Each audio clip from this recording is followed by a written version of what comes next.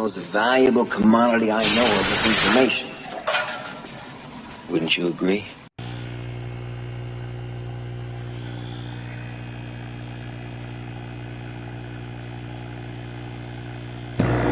Holy fuck. That's pretty scary.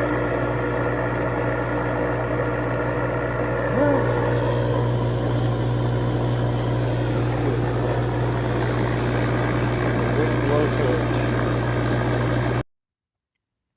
Alright guys, back again. So we're going to do this experiment tonight. Kind of made a little foundry. We're going to attempt to melt. Let's turn on my flashlight there. Got niobium down in this graphite crucible. That powder that you see, that's just a little bit of release agent. It's borax. Then I've got niobium here. This is ferroniobium. It's 35% iron, 65% niobium. It's jewelry grade crystals. It's like my treasure, I call it. But anyway, it's really heavy box, shiny metal. You look up niobium. I got a video on it. It's pretty neat stuff. It's a very high melting point. That's the only issue I've ran into melting it. So then I've got this ounce of silver here. So about an ounce of niobium in there. We're going to throw this ounce of silver and we're going to pour it into the bottom of there. So that's the plan. We'll see what comes out. Oh yeah, I was going to say, if it fails, my little, I've got this crucible holder I made. If it fails or if this doesn't melt, I give up.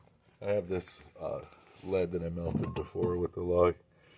I'm just gonna, I got the ladle all stuck with lead and that little bit in the bottom. I want to pour it into there too, so maybe we'll just hang this on the thing that I've made and remelt it if the or once this is done. Maybe it's a pretty heavy log. It's about 65 pounds. I'm using that method that I invented.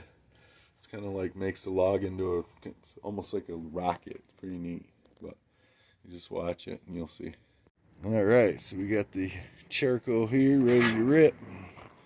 Let's come out here. We've got a new stainless steel bowl from the dollar store and a stainless steel supposedly ladle or something, netting. Just gonna pour that charcoal on there. Alright, it's just how I want it. Now we're gonna set this bad boy. This is the log. Got a hole drilled in it. I used the air pump to blow the chips. Drilled really fast and cool. Didn't have to keep pulling the bit. So yeah, I was able to drill that with my old-fashioned high-speed drill and this bit, an extension on it. So let's get this fired up. Alright, just got her going. Let's see if she'll light. Well, it's kind of in the middle. Future designs, I'm going to put a piece of board on the bottom that's flat with a ring circle cut out, matching the bowl. Create it like a gasket. And she's gonna ruin the lens. Yeah, once this lights, we'll, if it lights, we'll find out. We'll melt that metal down. So, well, it's not going great, but it's not going bad. Let's turn the light on.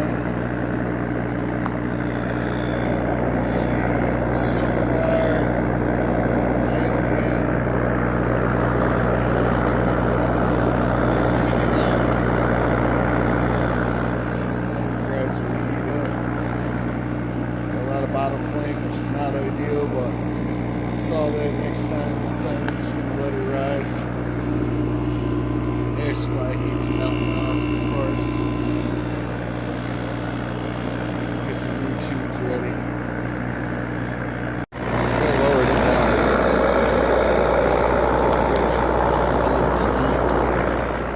Crazy. It's certain light one.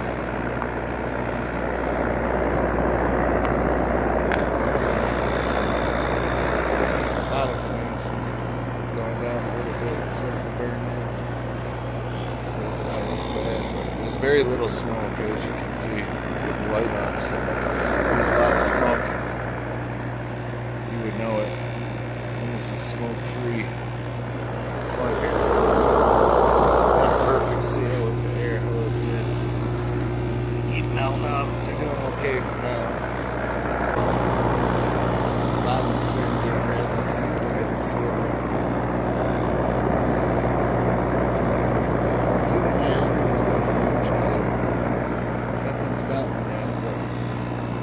bottom part is going out a little more.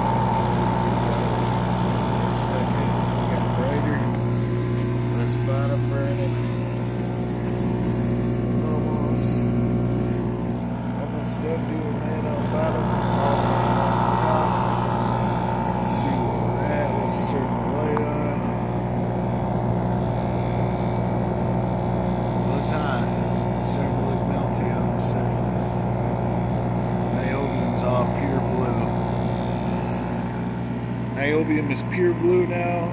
Silver's starting to look melty.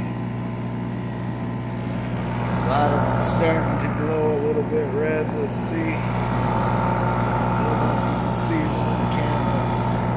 I can see it. The graphite starting to glow. Alright, we've been running for exactly 20 minutes now. Bottom is turning orange. Let's see what the temperatures are. So we can see it on this gauge. It's 900 buried. It goes down to the 2 digits. That means the needle's buried basically. Oh, I realized I only had one hooked up. Now it's just cheating. Let's check this out. So, turn the light off. You can see it glowing. Oh yeah, she's starting to melt. Temperature gauge out. Let's see. So it says 740. It's buried. So about 1400, I'm guessing. But I don't know. There's no telling with this gauge. It's not designed to go that high. It's definitely burning away though. You can see it's bright red. Officially been 30 minutes. Going bright red now. Let's take a look at the silver. See it starting to melt. Oh, it's hot up here. Oh shit, I can't even get close to it anymore. See the holder is glowing red. She's still holding on. Get there. Back at 40 minutes. Alright, 45 minutes. Melting down there, melting in. Just a second ago. She is so hot. I think they really want now. See, I got my full get up on here. Never seen me before. I got my full safety gear, goggles on. High temperature mittens. We're going to do some pouring in a second. Alright, it's been exactly 1 hour. It's all molten. It's getting incandescent. We're just going to let it go. And we're going to pour it. Not the best pour angle, but we're going to give her a shot.